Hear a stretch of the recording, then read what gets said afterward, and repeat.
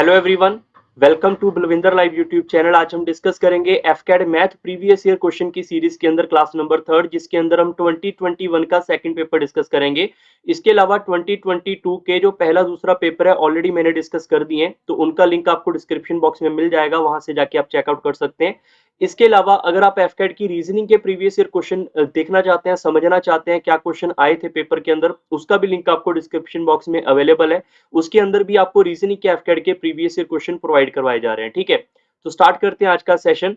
Start करने से पहले आपको थोड़ा सा यहाँ पे इंट्रोडक्शन जरूर देना चाहूंगा यहाँ पे कि अगर आपने अभी तक अर्थमेटिक नहीं सीखा है तो फिर फिरदौसी बैच में आप अर्थमेटिक सीख सकते हैं। ये जो बैच है ये आपके एफकेड के लिए, एसएससी के लिए और सीडीएस के लिए या फिर सीएपीएफ के लिए या फिर कोई भी एग्जाम है जहां पर अर्थमेटिक आ रहा है, चाहे वो बैंक एग्जाम है, स्टेट एग्जाम है, तो इस कोर्स को आप लगा सकते हैं। इस कोर्स की खास बात क्या होगी, मान लो आपने फिरदौसी परसेंटेज लगाया तो परसेंटेज आपको कंप्लीट यहाँ पे मिलेगा बेसिक टू हाई लेवल। ऐसा इसमें नहीं है कि इसमें कोई क्वेश्चन हमने छोड़ा हुआ है या कोई कंसेप्ट हमने छोड़ दिया होगा, तो सारे के सारे क्वेश्चन अवेलेबल है। अगर आप इन्हीं क्लास को दो दो बार कर लेते हो तो आपकी जो तैयारी है वो अपने आप बूस्टअप करेगी, उसके बाद आप कोई भी बुक को फॉलो कर सकते हैं। ठीक है, सारे के सारे अर्थमेटिक के सेशन अवेलेबल है फ्री ऑफ कॉस्ट, इसको आप फॉलो कर सकते हैं। इसके अलावा अगर आप सिर्फ रीजनिंग सीखना चाहते हैं तो रीजनिंग के लिए प्लेलिस्ट अवेलेबल है, जिसके अंदर आपको एफकेट, सीएपीएफ या कोई भी एग्जाम की रीजनिंग सीखनी है, यहाँ से आप फ्री ऑफ कॉस्ट सीख सकते हैं। सबका लिंक आपको प्लेलिस्ट का डिस्क्रिप्शन बॉक्स में भी अवेलेबल है। अदरवाइज आप इस यूट्यूब चैनल की प्लेलिस्ट सेक्शन में जाके सारी की सारी प्लेलिस्ट चेक कर सकते हैं। ठीक है, इसके अलावा बात आती है एफकेट की। कई बार बच्चे यहाँ पे ये सोचते हैं कि एफकेड के अंदर परसेंटेज अलग है, सीडीएस की परसेंटेज अलग है, तो परसेंटेज सेम है।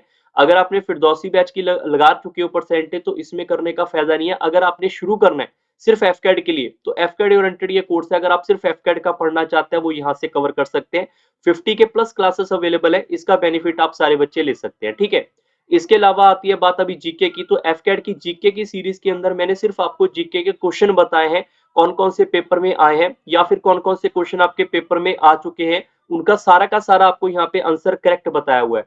तो इसमें मैंने कंप्लीट आपको डिटेल में डिस्कशन नहीं किया हुआ, सिर्फ आपको आंसर बताए हैं, क्वेश्चन बताए हैं, जैसे 8.5 मिनट के अंदर पूरे के पूरे क्वेश्चन। तो इसका बेनिफिट आप सारे बच्चे ले सकते हैं। ठीक है, अब बात कर लेते हैं यहाँ पे प्लेलिस्ट की। अगर आपको नहीं पता तो मैंने काफी प्लेलिस्ट यहाँ पे और भी बनाई है, चाहे वो टेरिटोरियल आर्मी के लिए हो, चाहे वो नंबर सिस्टम के लिए हो, या फिर सीएपीएफ की रीजनिंग हो, या पंजाब के प्रीवियस ईयर के पेपर हो। ऐसे काफी चीजें अवेलेबल है। जो भी आप प्लेलिस्ट में सीखना चाहते हैं, चाहे वो सी सेट के लिए हो, जो भी आप सीखना चाहते हैं प्लेलिस्ट को जाकर आप उनको फॉलो करके अपना अपना जो भी आप पढ़ना चाहते हैं वो यहाँ से पढ़ सकते हैं। सारा का सारा मटेरियल फ्री ऑफ कॉस्ट है।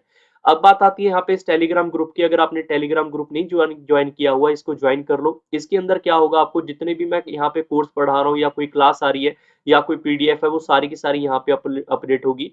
इसके अलावा आप मुझे इंस्टाग्राम पे मैसेज भी कर सकते हैं, वहां से डायरेक्ट आप मुझे मैसेज करके कोई भी पेपर की जानकारी है वो ले सकते हैं। ठीक है, तो शुरू करते हैं आज के सेशन का पहला क्वेश्चन। पहला क्वेश्चन आपके पास पूछा गया है जो हमारे पास ये वाला, ये आपके पास एवरेज के बेस के ऊपर है। जैसे ये पहला क्वेश्चन आया, अगर आपने सीडीएस या एफकेट कोई भी पेपर की तैयारी कर रहे हो तो आप इस क्वेश्चन को अगर ट्राई करना चाहते हैं उसी टाइम वीडियो को पॉज कर लो, क्योंकि मैं अगर इस क्वेश्चन को पढ़ूंगा मैं साथ ही साथ ही आंसर बताना शुरू करूंगा। अगर आपको लगता है कि आपको हर एक क्वेश्चन को पहले खुद ट्राई करना है, क्या पता आपको ये क्वेश्चन आता ही हो, तो आप उसको एक एक बार दो दो बार ट्राई करने की कोशिश जो है वो साथ ही साथ यहाँ पे कर सकते हैं। ठीक है, तो स्टार्ट करते हैं अभी इसका सोल्यूशन।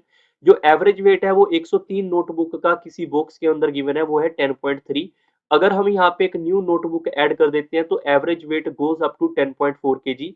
तो हमें ये बताना है कि न्यू वेट क्या होगा, जो न्यू हमने यहाँ पे नोटबुक रखी है उसका वेट क्या होगा। हमें एवरेज का बेसिक कंसेप्ट पता है कि एवरेज का फंडा क्या होता है। एवरेज का फंडा सीधा सीधा सा होता है कि सम को अगर मैं नंबर से डिवाइड करूंगा तो मेरे पास एवरेज आएगा। अगर मैं यहाँ पे आपसे पूछूं कि सम क्या होगा तो आपके दिमाग में आएगा एवरेज मल्टीप्लाई बाय नंबर, क्योंकि क्रॉस मल्टीप्लाई करेंगे हम यहाँ पे। ठीक है, तो अगर 103 किताब है मेरे पास तो 103 किताब को अगर मैं यहाँ पे मल्टीप्लाई बाय 10.3 कर दूं तो मेरे पास इन 103 किताब का टोटल सम आएगा। हमने average into multiply by number किया है। वैसे ही अगर हम यहाँ पे एक न्यू बुक ऐड कर देते हैं तो किताबें 104 हो जाएंगी और उनकी एवरेज है 10.4। तो अगर मैं इसको यहाँ पे 10.4 से मल्टीप्लाई कर दूं तो मेरे पास इनका भी सम आएगा। ये जो सम है ये मेरे पास 104 किताबों का है और ये सम मेरे पास 103 किताबों का है। अगर मैं इसको माइनस कर दूं तो आप खुद बताओ क्या एक किताब जो हमारी न्यू ऐड हुई थी उसका वेट आएगा? डेफिनेटली आएगा। इसमें से आप सारे के सारे स्टूडेंट यहाँ पर 1/10 को कॉमन निकाल सकते हैं। तो यहाँ पर आ जाएगा 104 का स्क्वायर माइनस 103 का स्क्वायर। अब कैलकुलेशन का फंडा आपके लिए है। अब ये 1/10 बाहर कहाँ से आया, एक तो पॉइंट यहाँ से हटा, एक पॉइंट यहाँ से हटा, तो 1/10 हमारे पास बाहर आ गया। अब कैलकुलेशन या तो आप 104 का स्क्वायर कर लो, या फिर इसके ऊपर ये सोच सकते हैं कि यहाँ पर आएगा a का स्क्वायर और ये आएगा b का स्क्वायर। तो इसका फॉर्मूला क्या होगा मेरे पास, यहाँ पर a प्लस बी और यहाँ पर a माइनस बी। तो ये फॉर्मूला लगाया जा सकता है। अगर फॉर्मूला लगाया जा सकता है तो ऊपर आपके पास आएगा 207/10, तो आपका सीधा सीधा आंसर क्या आएगा हमारे पास यहाँ पे 20.7 kg। तो ऑप्शन नंबर ए बिल्कुल सही है। क्वेश्चन नंबर सेकंड के ऊपर चलते हैं। In an examination, a student score 4 marks for every correct question and losses a 1 mark for every wrong question. If the student attempt is 60 question, score 130 marks. The number of the question correctly answered by him. ठीक है, तो अगर आप इस question को try करना चाहते हैं वीडियो पॉज करके कर सकते हैं। जिन बच्चों ने कभी भी मिक्सचर एलिगेशन पढ़ा होगा तो वो डायरेक्ट आंसर यहाँ पे मिक्सचर एलिगेशन से निकाल देंगे। ठीक है, बट मैं चाहता हूँ कि आप इसको पहले समझें कि मान लो हमें इसका कोई मेथड नहीं आता इस क्वेश्चन का, तो हम इसको बेसिक से या फिर बाय ऑप्शन से कैसे कर सकते हैं। ठीक है, सबसे पहले आप ये देखो टोटल आपके पास क्वेश्चन कितने अटेम्प्ट हुए हैं, 60। मान लेते हैं कि उस पर्सन ने 38 उसमें यहाँ पे सही कर दिए। अगर उसने यहाँ पे 38 क्वेश्चन यहाँ पे सही कर दिए तो इसका मतलब उसने यहाँ पे 22 जो है वो गलत किए होंगे फिर। और अगर 38 उसने सही किए हैं तो एक क्वेश्चन को अगर वो करता है सही तो 4 से मल्टीप्लाई करेंगे, यहाँ पे आएगा 2 और यहाँ पे आ जाएगा 3। 12 और 3 कितना हो जाएगा मेरे पास 152। तो उसको 152 मार्क्स आने चाहिए थे और 22 क्वेश्चन उसने गलत कर दिए।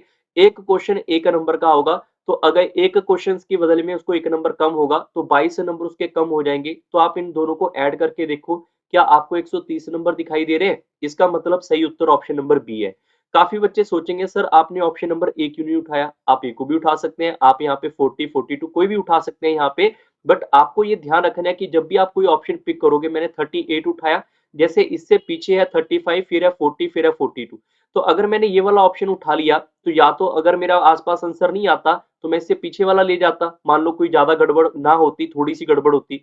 अगर इससे मुझे ज्यादा गैप मिलता तो मैं आगे वाले ऑप्शन उठा लेता। तो ये ऑप्शन आपको धीरे धीरे समझ आएंगे, बट आप सारे ऑप्शन भी ट्राई कर सकते हैं। ठीक है, अब बात आती है इसकी यहाँ पे एक्स वाई मेथड की। मान लो कि यहाँ पर उसने पर्सन ने मान लो उस पर्सन ने यहाँ पे करेक्ट क्वेश्चन जो किए हैं वो एक्स कर दिए और इसका मतलब उसने फॉल्स क्वेश्चन किए होंगे।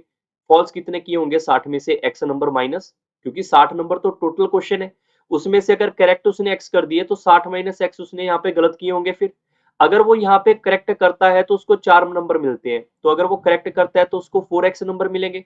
अगर वो यहाँ पे गलत कर देता है तो उसको यहाँ पे कितने नंबर मिलते हैं, इसको मल्टीप्लाई बाय एक ही करेंगे हम। और हम ये मेरे पास है करेक्ट, ये मेरे पास है फॉल्स, तो दोनों का डिफरेंस आपके पास 130 आना चाहिए।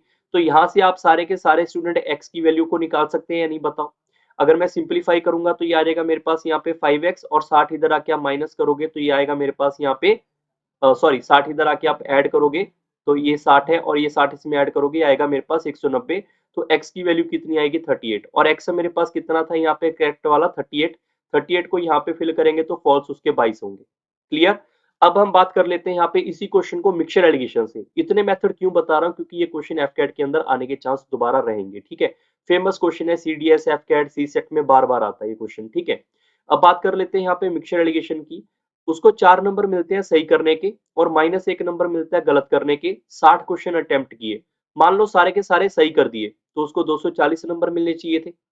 सारे के सारे उसने गलत कर दिए तो 60 नंबर कम होने चाहिए थे, बट उसको मिले कितने, उसको 130 नंबर मिले। तो मिक्सचर एलिगेशन क्या कहता है कि इन दोनों का डिफरेंस आप यहाँ पे लिखोगे दैट इज 110 और इन दोनों का डिफरेंस आप यहाँ पे लिखोगे दैट इज 190। वाई 190, क्योंकि ये माइनस में है और ये प्लस में है तो डिफरेंस आपका इनको ऐड करके आएगा। अगर बात करें यहाँ पे इनकी रेशो की तो ये रेशो मेरे पास आएगी 19:11। टोटल कितना हो गया मेरे पास 30 और 30 की वैल्यू टोटल आपके क्वेश्चन में कितनी गिवन है 60 है। कब आएगा, मल्टीपल 2। तो इनको भी आप मल्टीप्लाई बाय 2 कर लोगे तो ये मेरे पास आएगा यहाँ पे 38 और ये आएगा 22। इसका मतलब 38 उसने यहाँ पे सही किए थे। ये इस क्वेश्चन का सही उत्तर है ऑप्शन नंबर बी। क्लियर। हो सकता है किसी बच्चे को लगे सर मिक्सचर एलिगेशन तो डिफिकल्ट है। जब आप एक बार मिक्सचर एलिगेशन पढ़ोगे, मेरे से पढ़ लो, आप यूट्यूब पे सर्च कर लो, तो आपको मेरी क्लासेस फ्री में अवेलेबल है। तो आपको अपने आप ही इसका जादू समझ आएगा, काफी इजी क्वेश्चन हो जाता है, कैलकुलेशन से बच जाता है अगर आप मिक्सचर एलिगेशन जानते हैं। क्वेश्चन नंबर थर्ड के ऊपर चलते हैं। The swimming speed of a person in still water is 6 kilometre per hour. Still water का मतलब होता है बी, इसका मतलब आपके पास गिवन है यहाँ पे 6 kilometre per hour. He swim up stream for the 20 minute and down stream for 15 minute. If he swim 5 minute more up stream he will reach the starting point, find the speed of the current. काफी अच्छा question है, video pause करके आप try करना चाहते हैं कर सकते हैं। सबसे पहले अगर स्टिल वाटर की बात करें तो वो आपके पास यहाँ पे 6 किलोमीटर पर आवर गिवन है, ठीक है। अब बात कर लेते हैं करंट की, तो करंट आपके पास ये होता है, ये हमें फाइंड करना है। इसकी बेसिक इंट्रोडक्शन आपको पता होनी चाहिए। जो डी होता है वो हमारे पास डाउन स्ट्रीम होता है बी प्लस सी, यू होता है अप स्ट्रीम, उसका मतलब होता है बी माइनस सी, और बी मेरे पास होता है यहाँ पर D plus you by to, और ऐसी सी मेरे पास होता है यहाँ पे d minus u by to. ये इसके चार फॉर्मूले हैं, डी और यू का मतलब है down stream and up stream. Clear.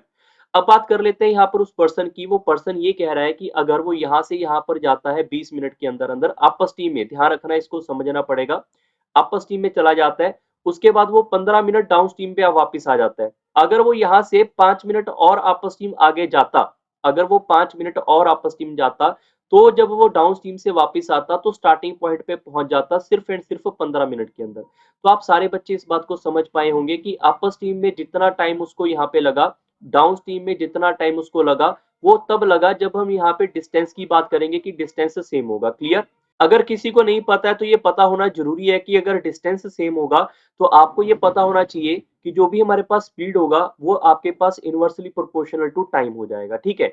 अगर मैं बात करूं यहाँ पे डाउन स्ट्रीम और अप स्ट्रीम की, तो डाउन स्ट्रीम का टाइम है 15 मिनट, अप स्ट्रीम का टाइम कितना आएगा 25 मिनट।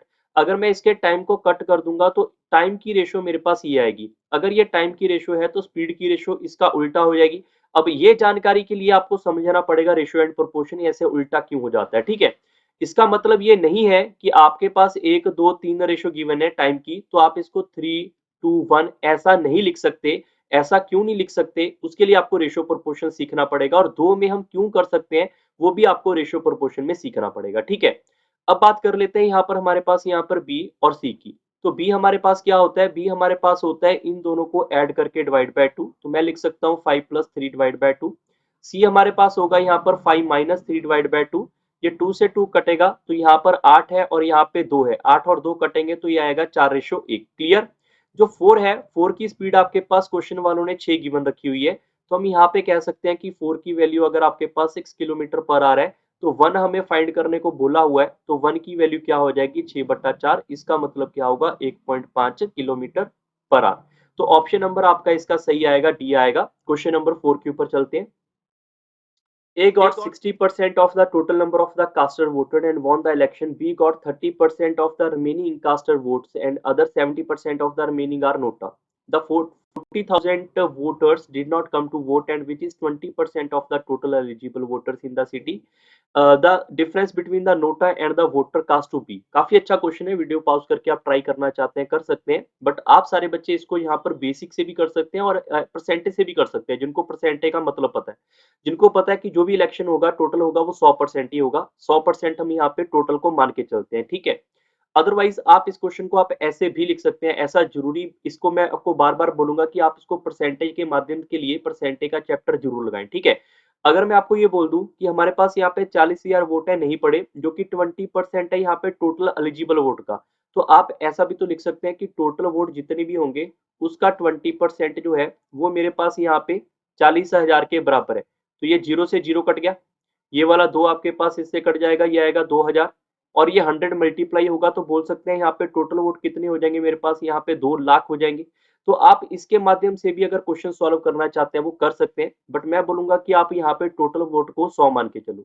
इससे क्या होगा, इससे थोड़ी सी आपको समझने में आसानी होगी और ऐसे वाले क्वेश्चन सारे हो जाएंगे, ठीक है।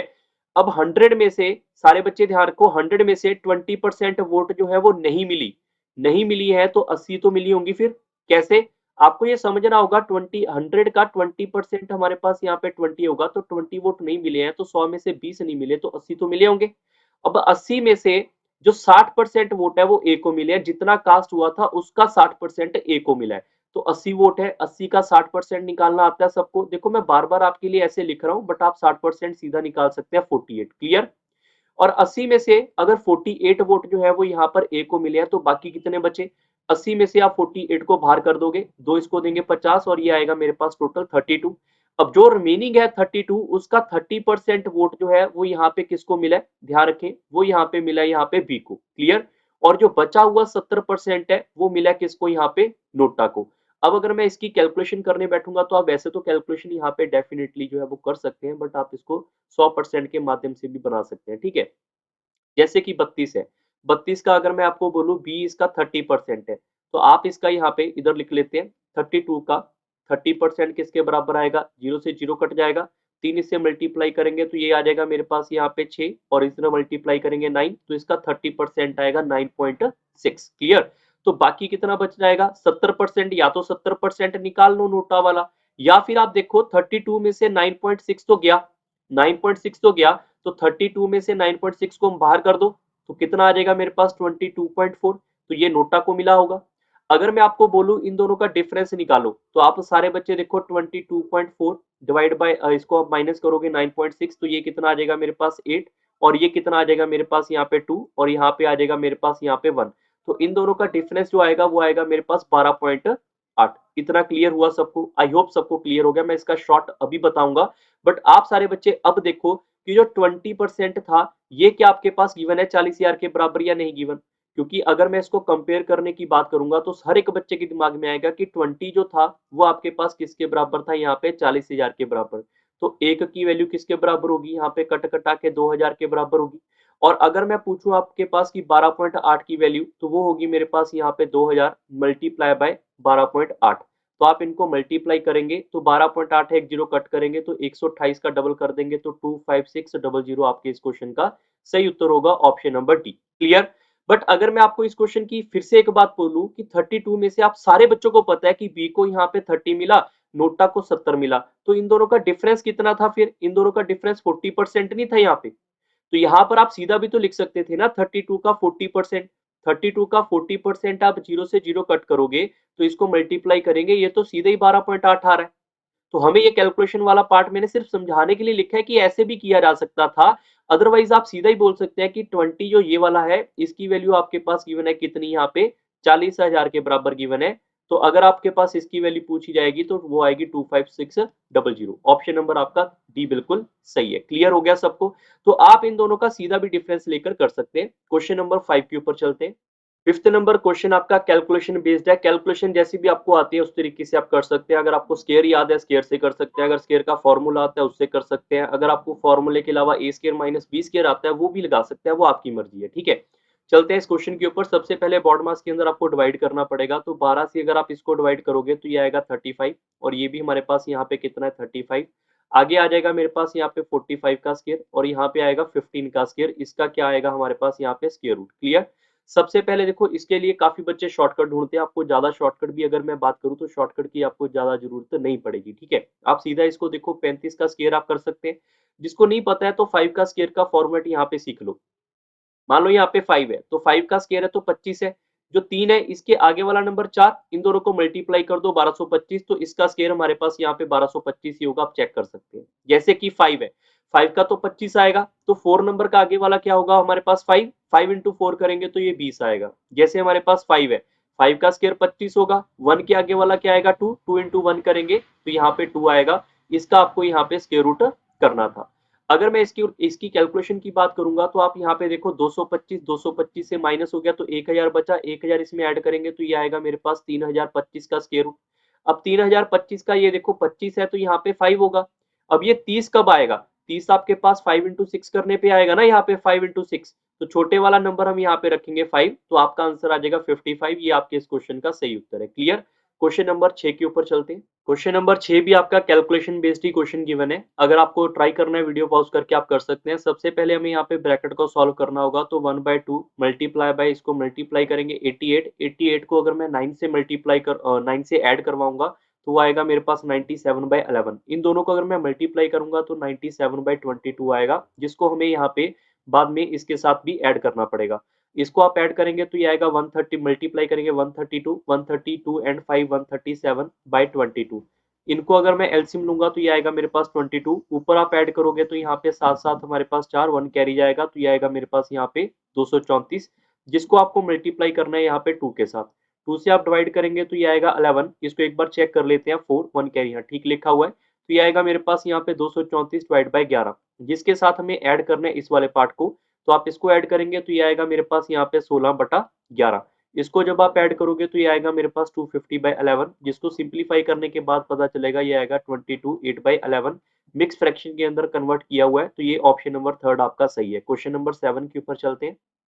The percentage profit earned by selling an article on for rupees 2076 is equal to the percentage loss occurred by the same article when article is sold when 1524. At what price should article sold to earn a profit of 33 1/3%? अगर आपने मेरी कोई भी profit loss की class लगाई है तो इसके ऊपर मैं आपको हमेशा 4 क्वेश्चन करवाता हूँ। उसके ऊपर इस टाइप का क्वेश्चन आएगा ही नहीं पेपर के अंदर, ठीक है, क्योंकि उसके अंदर सारे टाइप्स ऐड है। अगर मैं इसको बोलूँ तो ये सबसे बेसिक टाइप है। जब आपके पास यहाँ पर इक्वल प्रॉफिट और इक्वल लॉस हो जाएगा तो उसके लिए सीपी क्या होता है? उसके लिए सीपी होता है इन दोनों को ऐड कर दो, 2076 1524। इन दोनों को अगर मैं ऐड करूंगा 0 0 और ऊपर कैरी जाएगा 6 और यहाँ पे 3, इसको अगर आप हाफ कर दोगे तो सीधा सीधा आपके पास सीपी आएगा 1800। और 1800 को अगर 33 1/3% के प्रॉफिट के ऊपर बेचना है तो इसका मतलब होता है 4/3। 4/3 करेंगे तो उसको 2400 का बेचना पड़ेगा। इतना सा इस क्वेश्चन का आंसर है, ठीक है। पंगा ये है कि आपको ये याद करना पड़ेगा इक्वल के लिए, बट पंगा ये भी है कि अगर इक्वल ना हुआ, ट्वाइस हो गया, थ्राइस हो गया, फिर तो वो भी चीज आपको मैं यहाँ पे बता देता हूँ इस क्वेश्चन के अंदर कि हमें पता है सीपी के अंदर कुछ ना कुछ प्रॉफिट ऐड करेंगे, उसके बाद वो बेचेगा उसको 276 का, 2076 का, ये तो क्लियर है। अगर कुछ ना कुछ लॉस पे वो सेल करेगा तो वो बेच रहा है यहाँ पर 1524 का, इतना क्लियर है। अगर प्रॉफिट एक्स है तो लॉस भी एक्स है इस क्वेश्चन में। अगर वो डिफरेंट होता तो 2x, थ्राइस एक्स, 4x लिख देते हम यहाँ पे, क्लियर। तो अभी तो बराबर है तो बराबर लिखेंगे, बट अब सारे बच्चे सोच के देखो, अगर मैं यहां से लेकर यहां तक आना चाहता हूं तो मुझे कितने रुपए ऐड करने पड़ेंगे? तो मुझे यहाँ पे 276 में से 1524 रुपए माइनस करने पड़ेंगे। तो मुझे यहाँ पर 255, तो मुझे यहां से यहां तक आने के लिए 552 जो रुपए हैं वो ऐड करने पड़ेंगे। और x कितनी बार क्रॉस करना पड़ेगा? एक x क्रॉस करेंगे तो cp तक, एक x क्रॉस करेंगे तो यहाँ पे sp तक, तो 2 बार x को क्रॉस करना पड़ेगा। तो एक x की वैल्यू किसके बराबर होगी? इसको आप इससे कट करेंगे तो ये आएगा 276, क्लियर। अगर मैं यहाँ पर इसको लिख दूं कि 276 रुपए का लॉस हुआ तो मैंने इतने का आर्टिकल बेचा, तो सीपी 1800 रहा होगा। 1800 में से इतना कम करेंगे तभी तो इतने का बेचेंगे। या फिर ऐसे भी बोल दो कि मुझे प्रॉफिट हुआ यहाँ पे 2076 का, जब मैं बेच रहा था तो मुझे प्रॉफिट हुआ 276 का, इस एक्स की वैल्यू अगर मैं इसको इसमें से माइनस कर दूंगा तो भी तो सीपी आएगा। तो सीपी दोनों कंडीशन में आपके पास कितना आएगा? 1800 आएगा। आप इसको याद कर सकते हैं कि जब आपके पास इक्वल फॉर्मेट होगा तो सीपी क्या होता है? जो भी आपके पास दो एसपी गिवन होते हैं उन दोनों को ऐड करेंगे सीधा सीधा, ये इसका शॉर्टकट है, डिवाइड बाय 2, क्लियर। आपको 1800 रिजल्ट मिलेगा। और 33 1/3 की बात अब मैं कर देता हूं यहाँ पे। 33 1/3% है अगर, इसका मतलब होता है 1/3। 3 के ऊपर एक नंबर का गेन होने का मतलब है 4/3 करना। तो आपको आर्टिकल 2400 रुपए का बेचना पड़ेगा, क्लियर। अब ये भी चीज आपको परसेंटेज के अंदर सिखाई गई है तो वहां से जाके आप कवर कर सकते हैं। क्वेश्चन नंबर 8 के ऊपर चलते हैं। alloy A contain copper and zinc in the ratio 4:5. Alloy B contain copper in the format of 7 and 2. A and B are taken in the ratio 7 and 4 and melt in the form of a new alloy. The percent of the zinc in the new alloy in the closest format. ठीक है। सबसे पहले अगर मैं यहाँ पर ए की बात कर लेता हूँ और बी की बात कर लेते हैं, तो यहाँ पे अगर कॉपर है फिर बाद में हमारे पास जिंक है तो उनकी रेशो आपके पास 4:5 है और यहाँ पे आपके पास है 7:2। जब भी हमने इनको ऐड करके मेल्ट करके नया अलॉय बनाना होगा तो हमेशा के लिए इनकी टोटल क्वांटिटी यहाँ पे बराबर करनी पड़ती है, ठीक है। ये आपका एक बेसिक फॉर्मेट है। वो तो बाई चांस है कि यहाँ पे 9 और 9 बराबर ही है तो हमें यहाँ पे चेंज करने की जरूरत नहीं पड़ेगी। अगर यहाँ पे अनचेंज होता, बराबर ना होता, तो हमें कुछ मल्टीप्लाई करके बराबर करना पड़ता। अब जो पहले वाला अलॉय है उसकी एफिशिएंसी है 7, मतलब वो 7 बार यहाँ पे रखा जाएगा। जो बी वाला अलॉय है उसको हमने यहाँ पे 4 बार रखना है, ये इन्होंने यहाँ पे दे रखा है। तो जो हमें मल्टीप्लाई करना पड़ेगा वो तो हम यहाँ पे करेंगे इन दोनों के साथ। तो 7 इंटू 4 करेंगे 28 आएगा, 7 इंटू 5 करेंगे तो 35 आएगा, 4 इंटू आप 7 करेंगे तो 28 आएगा, 4 इंटू आप 2 करेंगे तो 8 आएगा। इतना क्लियर हो गया सबको? अगर ये फॉर्मेट क्लियर हो गया तो आप इन दोनों को अब आप यहाँ पे ऐड करेंगे तो ये आएगा मेरे पास यहाँ पे 56 और इनको ऐड करेंगे तो ये आएगा मेरे पास यहाँ पे 43, क्लियर। उन्होंने किसका रेशो पूछा है? उन्होंने यहाँ पे जिंक का परसेंटेज पूछा है। तो टोटल कितना हो गया मेरे पास यहाँ पे? 99 हो गया।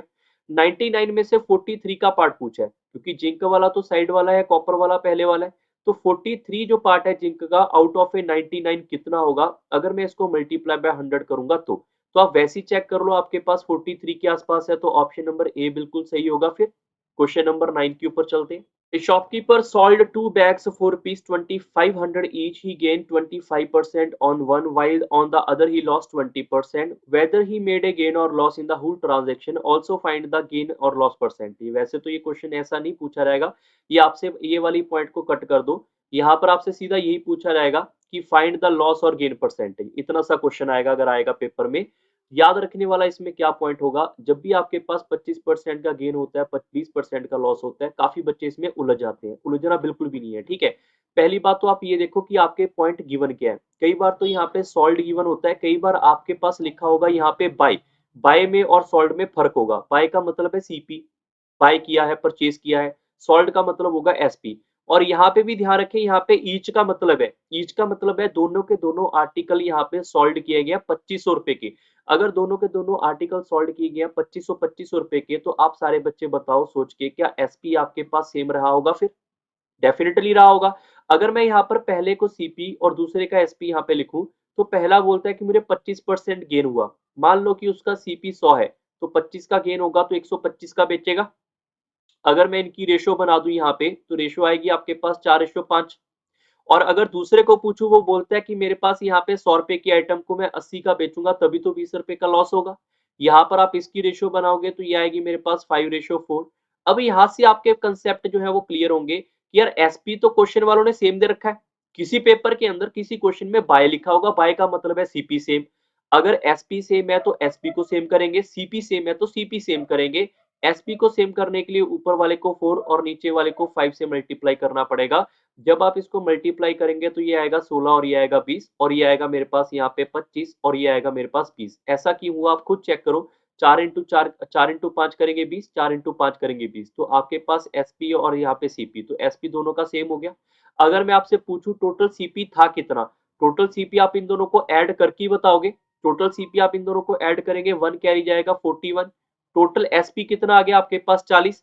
अब आप खुद बताओ, अगर सीपी आपके पास 41 है, एसपी आपके पास यहाँ पे 40 है, तो लॉस कितने का हुआ? लॉस आपको 1 रुपए का हुआ। किसके ऊपर? हमेशा के लिए सीपी के ऊपर ही लॉस होता है। और मल्टीप्लाई बाय 100 करेंगे तो आपके पास आएगा यहाँ पे लॉस परसेंटेज। क्लियर? सॉल्व करने के बाद ये आपके पास आएगा 2.43% का लॉस हुआ है, तो ऑप्शन नंबर आपका इसका करेक्ट आएगा बी ऑप्शन। ठीक है, आई होप सबको ये वाला फॉर्मेट समझ आया होगा। सर अगर सीपी सेम कर दे, सीपी सेम करना है तो यहाँ से आप चेक कर लेना कि आपका लॉस आ रहा है, परसेंट आ रहा है। सर इसका 2500 का यूज नहीं होगा, बिल्कुल कोई जरूरत ही नहीं पड़ी, हमें सीधा सीधा आंसर आ तो रहा है यहाँ पे। अगर आप 2500 लेकर करना चाहते हैं उससे भी आंसर आएगा। ठीक है, अब चलते हैं क्वेश्चन नंबर 10 के ऊपर। A has thrice as much amount as that of B. B has 40% more amount than C. If the average of the amount of all three of them is 1320, then find the amount of A. काफी interesting question है, video pause करके आप कर सकते हैं। सबसे पहले अगर मैं यहाँ पर A, B और C की बात करूं, तो उन्होंने लिखा है कि C के पास अगर मान लेते हैं 100 रुपए होंगे, तो A के पास उसका 40% ज्यादा होगा, तो B के पास सॉरी, तो B के पास 140 होगा फिर। और A जो है उसका थ्राइस है, तो ए बी का थ्राइस है, तो इसके पास 420 होगा। अब यहाँ पे जीरो से जीरो आप कट कर सकते हैं अगर आप रेशो के फॉर्मेट में जाना चाहते हैं तो। और आप इसको 2 के टेबल पे भी कट कर सकते हैं, तो ये आएगा मेरे पास यहाँ पे 21, ये आएगा मेरे पास 7 और यहाँ पे आएगा 5। तो टोटल ए बी सी के पास कितना वैल्यू हो गया? 21 और 7 28। 28 एंड 5 के अंदर अगर मैं ऐड करूंगा तो ये आएगा मेरे पास यहाँ पे 33। क्लियर? बट आप सारे बच्चे ध्यान रखें, उन्होंने यहाँ पे जो आपके पास वैल्यू दे रखी है वो एवरेज है तीनों की यहाँ पर इसके बराबर। हमें पता है जो एवरेज होती है वो होती है सम डिवाइड बाय नंबर। एवरेज अगर आपके पास यहाँ पे 1320 है, सम हमें यहाँ पे पता नहीं है, नंबर हमें पता है 3 है, तो क्या यहाँ से सम हम निकाल सकते हैं? आप इसको मल्टीप्लाई करोगे 0, 3 इंटू 2 करेंगे 6 और इसको 13 को 3 से मल्टीप्लाई करेंगे 39, इसके बराबर होगा। तो मैं ये कह सकता हूँ यहाँ पे कि 33 की वैल्यू आपके पास गिवन है यहाँ पे 3960। तो अगर मैं यहाँ पे 1 की वैल्यू निकालूंगा, इसको कट करने के बाद, इसको अगर आप इसको इससे डायरेक्ट यहाँ पे कट करेंगे तो ये आएगा 120। उन्होंने यहाँ पे a की वैल्यू पूछी है, तो a की वैल्यू हमारे पास 21 है, तो 21 का मतलब 120 मल्टीप्लाई बाय 21 होगा, तो यहाँ पे जीरो तो आएगा ही आएगा। आप इसको मल्टीप्लाई करेंगे 2, तो 2 जीरो वाला एक ही ऑप्शन दिखेगा यहाँ पर। आप इसका आंसर ये 2520 मार्क कर सकते हैं। Option number B is right. Question number 11 के ऊपर चलते हैं। A sum of rupees 12800 is invested partly at 15% per annum and remaining at 12% per annum simple interest. If the total interest at the end of the 3 years is this, then find the invested money invested at 15%। ठीक है, interesting question है। Video pause करके आप try कर सकते हैं। अगर आपने सिंपल इंटरेस्ट फिरदौसी बैच से किया है या मेरे से पढ़ा है तो ये क्वेश्चन आपके इजीली सॉल्व होने वाले हैं। ठीक है, पेट क्वेश्चन है, बार बार आते हैं पेपर के अंदर। सबसे पहले सिंपल इंटरेस्ट का फॉर्मूला क्या होता है हमारे पास यहाँ पे, P R T divide by 100, यही फॉर्मूला होता है। अगर मैं आपको बोलूं कि 15% के ऊपर उसने x रुपए अमाउंट लगा दिया तो 12% के ऊपर कितना रुपए लगाएगा वो, 12800 में से x रुपए कम लगाएगा। अब अगर आपके पास प्रिंसिपल इसका x है, r परसेंट है 15, multiply by time divide by 100 करेंगे तो इंटरेस्ट आएगा। फिर आप इसका चेक करेंगे यहाँ पे, प्रिंसिपल आपके पास गिवन है यहाँ पे, मल्टीप्लाई बाय करेंगे यहाँ पे इसका टाइम और मल्टीप्लाई बाय करेंगे r और multiply by time divide by 100 करेंगे तो इसका भी इंटरेस्ट आएगा। दोनों का इंटरेस्ट गिवन है आपके पास 5085। तो यहाँ से आप कैलकुलेशन करके x की वैल्यू निकाल सकते हैं। देखो सबसे पहले आप इन दोनों में से अगर मैं चेक करने की बात करूं तो हर एक स्टूडेंट यहाँ पे 100 को कॉमन निकाल सकता है, इसमें तो कोई पंगे वाली बात नहीं है। फिर ये 3 आपको दिखाई दे रहा है, इसको भी आप यहाँ पे कॉमन निकाल सकते हैं, इसमें भी कोई पंगे वाली बात नहीं है। अगर मैं यहाँ पर इस 3 को इससे कट करूंगा तो ये आएगा मेरे पास 1695, ये इतना ही आएगा। फिर आप देखो यहाँ पे 15 है, 15 को यहाँ पे 5 ही रहने दो और 12 में से यहाँ पे 4, तो 3 इन दोनों में से और कॉमन बाहर निकल गया तो ये भी इससे कट कर दो, ये आएगा मेरे पास यहाँ पे 565। क्लियर। अब ये कैलकुलेशन का माध्यम है कि आप कितनी फास्ट और क्या कैलकुलेशन कर रहे हो, ये बहुत ज्यादा इंटरेस्टिंग रहता है। जैसे 4 आप इससे मल्टीप्लाई करोगे तो ये आएगा मेरे पास 256 और उसका आप डबल करोगे तो आएगा 151200 माइनस 4x, that must be equal to 56500। ये आपके पास 100 इधर आ जाएगा। ठीक है, फिर आप इसमें से x की वैल्यू निकालोगे तो ये डाटा इधर आके माइनस ही होगा जस्ट। ठीक है, तो आप इन दोनों को माइनस करेंगे 00, यहाँ पे आपके पास आएगा 3 और यहाँ पे आएगा 5, तो आंसर क्या आएगा हमारे पास 5300। ये आपके इस क्वेश्चन का सही उत्तर है क्योंकि 15% वाला ही पूछा था उन्होंने। अगर सर 12 वाला पूछ लेते तो भाई इसमें फिल करके आप 12 वाला निकाल लेते फिर। ठीक है ना, फॉर्मूला लगाना आना चाहिए और इसमें कुछ भी नहीं है। बाकी जिन बच्चों को मिक्सचर एलिगेशन आता है वो इसी क्वेश्चन को मिक्सचर एलिगेशन से भी ट्राई कर सकते हैं। क्वेश्चन नंबर 12 के ऊपर चलते हैं। A rupees 100 shirt is offer 10% discount and a pair 300 pair of trouser at 20% discount if the Pritam bought one shirt and 3 pair of trouser, what is the effective discount? काफी अच्छा question है, video pause करके आप try करना चाहते हैं कर सकते हैं। सिंपल वर्ड के अंदर अगर मैं बात करूं, एक शर्ट के लिए उसने यहाँ पे 100 रुपए दिए होंगे, ठीक है, और एक पेयर के लिए इसको 300 रुपए देने हैं, तो 3 पेयर के लिए वो कितना पैसा देगा, 3 पेयर के लिए वो इतना पैसा देगा यहाँ पे, तो टोटल खर्चा उसके पास कितना आया, 1000 रुपए का। क्लियर। अगर बात करें शर्ट की तो शर्ट वाला कहता है 10% का डिस्काउंट ले जाओ, तो इसका 10% 10 रुपये होगा। वो कहता है इसका यहाँ पे 20% का डिस्काउंट है अगर आप एक पेयर बाय करोगे, तो 300 रुपए के बदले में अगर वो यहाँ पे एक बार बाय करेगा तो सीधा सीधा 60 रुपए का उसको डिस्काउंट मिलने वाला है। क्लियर। उसने 3 बार ऐसा किया, 3 बार ऐसा किया तो 60 रुपए का डिस्काउंट देकर 190 रुपए का डिस्काउंट मिला होगा। तो 190 रुपए का डिस्काउंट मिला किसके ऊपर, जो पैसा वो देना चाहता था उसके ऊपर। मल्टीप्लाई बाय 100 करेंगे तो आप बोल सकते हैं इफेक्टिव डिस्काउंट आपके पास 19% का होगा। ये आपका सही उत्तर है, option number A. Question number 13 के ऊपर चलते हैं। A boat takes the same time to travel 40 kilometer upstream and 60 kilometer downstream. If the speed of the steam is given, find the time taken by the boat in one side. काफी अच्छा question है, video pause करके आप try करना चाहते हैं कर सकते हैं। सबसे पहले अगर मैं इस क्वेश्चन की बात करूं, लिखा हुआ है यहाँ पर कि उसको सेम टाइम लगता है। जब आपके पास यहाँ पे सेम टाइम होता है तो डिस्टेंस की रेशो ही आपके पास स्पीड की रेशो बन जाती है। मैं रिपीट करके समझाता हूँ इसको।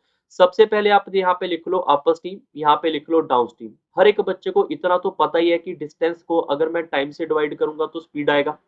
तो अपर स्ट्रीम के लिए 40 किलोमीटर, डाउन स्ट्रीम के लिए 60 किलोमीटर। इसको जितना टाइम लगा उसको उतना ही टाइम लगा। अगर आप टाइम को रेशो में कन्वर्ट करोगे, सॉरी इसको रेशो में कन्वर्ट करोगे तो बोल सकते हैं हमारे पास यहाँ पे कि स्पीड की रेशो यहाँ पे 2:3 आई होगी। कैसे, अगर मैं यहाँ पे डिस्टेंस को टाइम से डिवाइड करूंगा तो स्पीड है, टाइम दोनों का सेम है, तो इसको कट करेंगे तो मेरे पास यहाँ पे सीधा सीधा डायरेक्ट हमारे पास यहाँ पे स्पीड की रेशो आ चुकी है। बट अगर मैं आपसे फिर से बोलूं कि चलो ये तो ठीक है, आप यहाँ पर बी और सी की रेशो निकालो, हमें पता है जो बी होता है वो क्या होता है, वो होता है D plus you by two. तो हम बोल सकते हैं यहाँ पे 2 + 3/2। और सी क्या होता है मेरे पास यहाँ पे d minus u by two, तो यहाँ पे d minus c divide by two, यहाँ पे दो से दो कटेगा तो रेशियो क्या आएगी इसकी, यहाँ पे 5:1 आएगी। अगर मैं बात करूं यहाँ पे आपस टीम की, तो आपस टीम आपके पास यहाँ पे सॉरी स्ट्रीम, ये आपस टीम नहीं है, ये सिर्फ स्ट्रीम है, सी का मतलब होता है स्ट्रीम। तो स्ट्रीम आपके पास 1 गिवन है, गिवन क्वेश्चन में कितना है 15, अगर एक की वैल्यू 15 है तो 5 की वैल्यू यहाँ पे 75 ही होगी, फिर 5 की वैल्यू यहाँ पे 75 ही होगी, सीधा सीधा फंडा। अब बात करते हैं यहाँ पे कि अगर आपके पास डी पूछ लिया जाए, डी होता है हमारे पास बी प्लस सी, यू होता है मेरे पास बी माइनस सी। अगर मैं सिर्फ डी की बात कर लूं तो डी मेरे पास आएगा यहाँ पे 75 प्लस 15, तो मैं कह सकता हूँ यहाँ पे डी की वैल्यू होगी यहाँ पे 90 किलोमीटर पर आवर। और डी कितना है यहाँ पे 60 किलोमीटर। अगर यहाँ पे आपसे पूछ लिया जाए कि टाइम बताओ, तो हमें पता है यहाँ पे डाउन स्ट्रीम को अगर मैं यहाँ पर डाउन स्ट्रीम वाले के डिस्टेंस को डिवाइड बाय डाउन स्ट्रीम वाले के स्पीड से डिवाइड करूंगा तो मेरे पास टाइम आएगा 2/3 घंटे, यानी ये इस क्वेश्चन का सही उत्तर है option number A.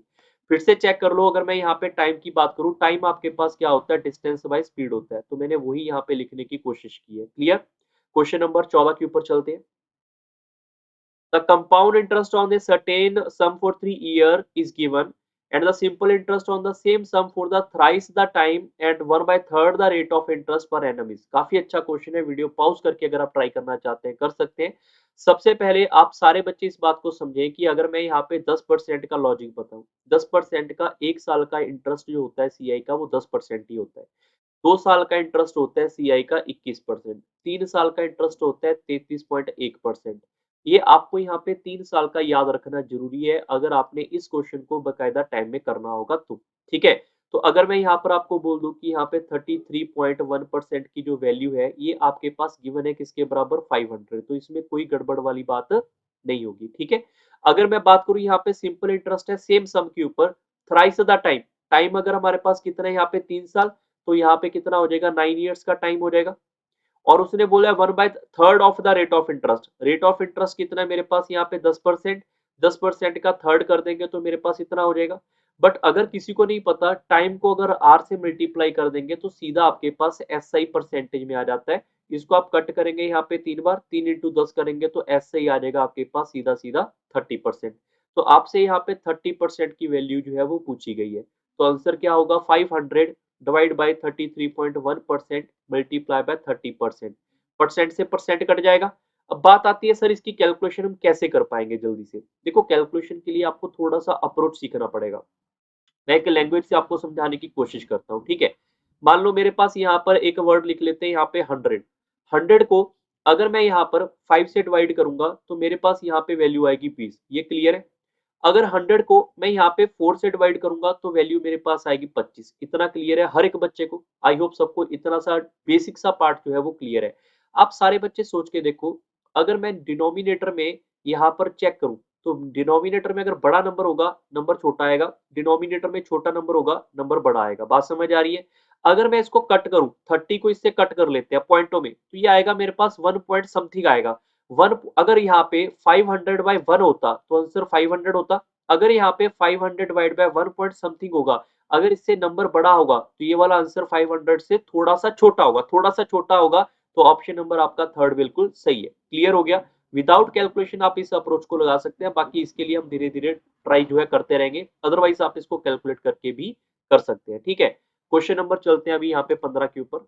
The salary of ABC are in the ratio 2:3:5 if the increment is 15, 10 and 20% are allowed respectively in their salary, then what will be the new ratio of their salary। काफी easy question है। यहाँ पे आप salary लिखोगे 235 और इसकी 15% increment है। Increment का मतलब होता है 100 में आप उतना ही ऐड करके ऊपर मल्टीप्लाई कर दो, ये इसका इंक्रीमेंट हो चुका है। अगर मैं यहाँ पर 10% का इंक्रीमेंट लेकर आता हूँ तो इसका 100 के बदले में 10 का इंक्रीमेंट कर दो। फिर आप इसका 5 का देखोगे 20% है तो 100 के बदले में इसका 20 नंबर इंक्रीमेंट कर दो। तो उसने पूछा न्यू सैलरी की रेशो, तो बस यही तो है रेशो आपके पास न्यू सैलरी की। तो सबसे पहले ये 100 ही कट गया, फिर आपके पास ये जीरो वाला माध्यम कट गया। ठीक है। जीरो वाला तो सॉरी नहीं कट रहा है यहाँ पे, इसको हम यहाँ पे रहने देते हैं। इसको मल्टीप्लाई कर लोगे तो ये आएगा 230, इधर मल्टीप्लाई करेंगे तो ये आएगा 330, इधर मल्टीप्लाई करेंगे 600। अब यहाँ पे जीरो वाला आप कट कर लेते हैं तो आपका आंसर क्या आ जाएगा 23 रेशो 33 रेशो 60, और किसी टेबल पे कट नहीं हो रहा, तो यही आपके इस क्वेश्चन का सही उत्तर है। क्वेश्चन नंबर 16 के ऊपर चलते हैं। Anuj efficiency is 150% more than Vinod efficiency. If Anuj can complete a piece of work in 10 days, then how much time in days will both take to complete the same work? काफी easy question है, video pause करके आप कर सकते हैं। अगर मैं अनुज और विनोद की बात करूं, अगर विनोद की एफिशिएंसी 100 है तो उसका यहाँ पर अनुज 150% है, ज्यादा नहीं है। 150% का मतलब होता है 150 बात खत्म। अगर ज्यादा होता तो हमें 250 लिखना पड़ता। ठीक है, अगर इनकी रेशो की बात करेंगे तो ये 3:2 है, तो ये मेरे पास एफिशिएंसी है। एफिशिएंसी का मतलब होता है कि कितने जीबी का डाटा उसने एक दिन में खत्म किया, मतलब एक दिन में किए जाने वाले काम को बोलते हैं एफिशिएंसी। तो अगर अनुज बोलता है कि वो 3 जीबी का डाटा 3 जीबी का डाटा एक दिन में खत्म करता है और 10 दिन में सारा का सारा डाटा खत्म कर देता है, तो टोटल डाटा 30 जीबी का किया होगा खत्म। अब ये 30 जीबी का डाटा ये दोनों मिलकर खत्म करना चाहते हैं 5 जीबी के हिसाब से।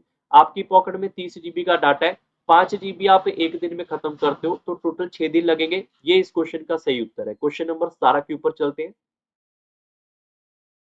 Ram and Shyam live in a city A while Govind live in city B.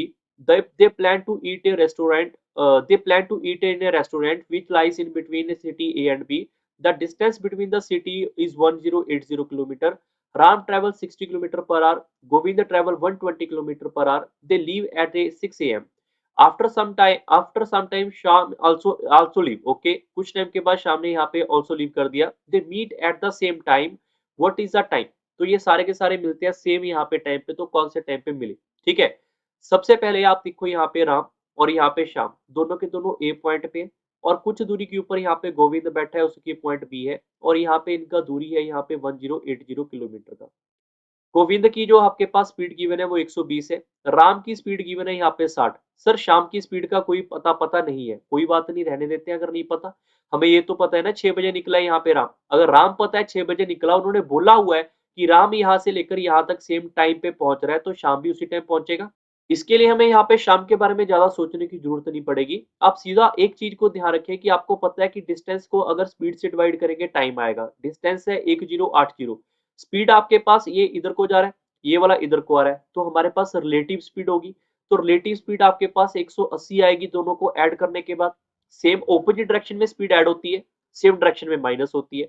तो अगर इसको आप कट करोगे तो आपको पता चलेगा यहाँ पे टोटल कितने घंटे लगने वाले हैं, टोटल 6 घंटे लगने वाले हैं। ठीक है, तो आप ऐसे बोल सकते हैं सुबह के 6 बजे के अंदर 6 घंटे के बाद वो मिल जाएंगे, तो 12 बजे वो कहीं ना कहीं मिलेंगे। तो ऑप्शन नंबर आपका बी बिल्कुल सही है। क्वेश्चन नंबर यहाँ पे 18 के ऊपर चलते हैं। A complete a piece of work in 20 days, B can do the same piece of work in 30 days. If both of them work together, how many days will it take to complete?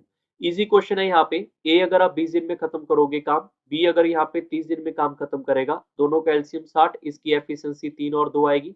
अब जिनको time and work आता है उनके लिए question कुछ भी नहीं है, उनको पता है कि वर्क को अगर मैं इन दोनों की एफिशिएंसी से डिवाइड करूंगा तो दोनों का कंबाइंड टाइम आएगा 12 दिन। ये आपके इस क्वेश्चन का सही उत्तर है। क्वेश्चन नंबर 19 के ऊपर चलते हैं। The average salary of all the workshop is 8,000. If the average salary of 7 technician is 12,000 and the average salary of the rest is 6,000, the total number of the worker in the workshop. Easy question है, video pause करके आप try कर सकते हैं। X Y Z से भी कर सकते हैं, मिक्सचर एलिगेशन से भी कर सकते हैं। ठीक है, सबसे पहले यहाँ पर हम ये देख लेते हैं कि टोटल एवरेज सैलरी हमारे पास सबकी कितनी है, यहाँ पे 8,000।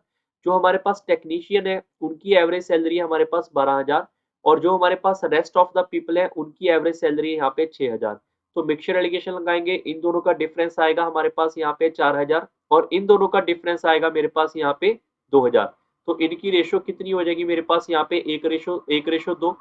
इसका मतलब टेक्नीशियन अगर 1 होगा तो रेस्ट वाले पीपल डबल होंगे, और टेक्नीशियन है कितने एक्चुअली में हमारे पास 7, तो रेस्ट वाले पीपल कितने हो जाएंगे यहाँ पे 14।